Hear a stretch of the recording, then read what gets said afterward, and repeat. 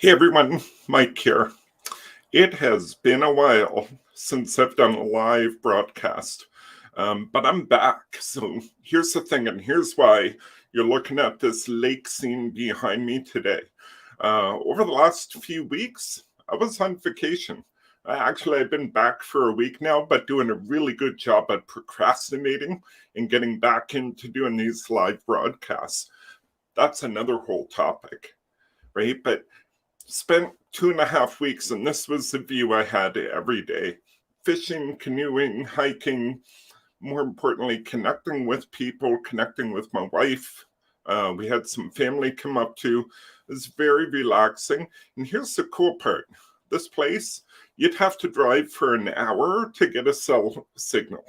So we were offline. It was beautiful.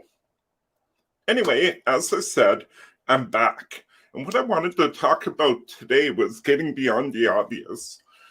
It's an important reminder that came up for me this past week when it comes to troubleshooting, when it comes to addressing problems. Because here's the thing: human nature is to look for the obvious thing and get rid of it.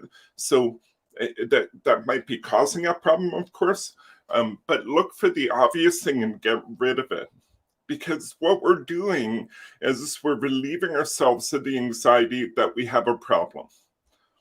Maybe we did fix it, maybe we didn't. Who knows? So here's what happened when we were on vacation. Actually, for about a year now, we've been having some small issues with our fridge in our trailer. We run it on gas and it would turn itself off every once in a while. And all you had to do was go in and turn it off and turn it on, good to go. That got worse and worse. Before vacation, I thought, should probably have this looked at. Well, the thing is, on the very last day of vacation, thankfully it was the last day, about 5 o'clock in the morning, the fridge was done. It just stopped working. Now, that didn't create a problem for us other than waking us up early. And in the end, what we decided is, all right, we were going to get up in a couple hours anyway. Let's just pack up and go home. Left the fridge closed. All was good. No real problem. So back to the troubleshooting thing. So here at home, I started troubleshooting, and I'm fairly handy. I went for all the obvious things that I've done over and over and over again, which is cleaning the burner, checking and making sure the sparker and flame sensor's in the right place. I was doing all these things on the surface. I was even swapping out a propane tank, although I don't believe propane tanks work this way, in case there was low pressure or some kind of problem the tank was causing. Nothing was solving it. So finally, I did what you might call ask for help. In my case, I went to YouTube and I asked for help by searching for what to do. I found a video. It was perfect. It helped me troubleshoot and diagnose exactly where the problem was. In the end, it's a little gas valve that a solenoid moves. It was stuck, so there must have been a little bit of residue or something there. Cleaned that up. The thing's working like new, knock on wood. But it seems I found the problem.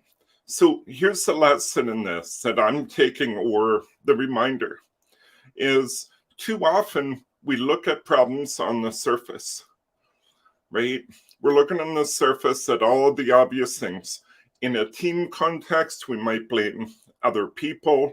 We might blame the tools. We might blame our customer.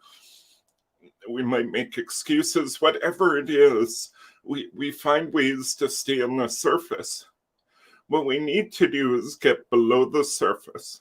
We need to find the actual root cause. People talk about this all the time, and a lot of people don't go for it. They don't dig and find out where it's coming from. So here's what I would encourage. If you're dealing with some kind of problem with your team, there's a whole myriad of tools out there, like a fishbone diagram, the 5 Why exercise. You can just do simple mapping and figure out, what's connected to what and where the source of a problem might be. Lots and lots of ways. The important thing is to engage the team and get the team talking about and digging deeper. When it comes to self, the way I like to do it is I'll sit down and I'll do something like the 5 why, or I'll keep asking myself, well, what could be causing that, right? So when I have a problem, the fridge isn't working, the flame isn't coming on, well, what could be causing that?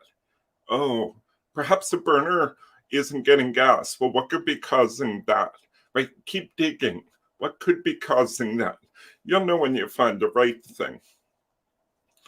Here, more than anything else, is a single thing I could offer, which is don't forget to ask for help in whatever form, whether you go to YouTube like I did, you do some reading on the internet, or you reach out to somebody, even a teammate, even somebody who may not have intimate knowledge of what you're doing. A fresh perspective on your problem might be enough to shift what's going on. So look beyond the obvious, right? Problems happen. They're a part of our life every day, all day. Things happen, some big, some small, some inconsequential, but they happen all the time.